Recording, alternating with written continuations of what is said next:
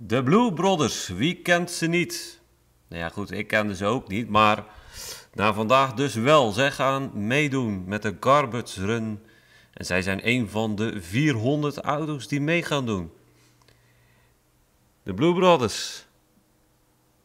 Garbage Run, wat is dat eigenlijk? Dat is een tocht door Oost-Europa met auto's van €500. En de uitdaging is om de route te voltooien met je oude barrel. Dus wij hebben een oude Mercedes gekocht. En de tocht gaat naar Oost-Europa, naar Translavië, tot aan Roemenië.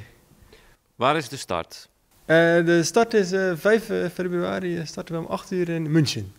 En dan? Dan gaan we door de Alpen, tot aan Roemenië. En dan terug langs Bulgarije. Hoe lang gaan jullie erover doen? Een week. Dat is best doorkarren. Ja, 5 dagen, in totaal 4500 kilometer als we terug thuis staan. Dus dat is best een eindje. Wanneer zijn jullie begonnen met klussen? We hebben de auto gekocht van de zomer en in september zijn we begonnen met klussen.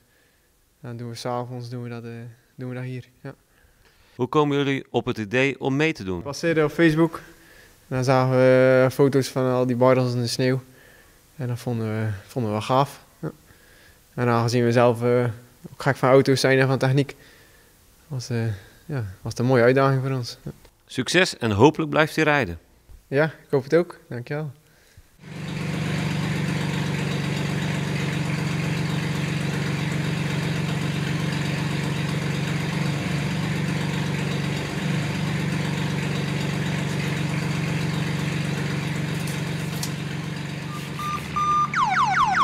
Bye.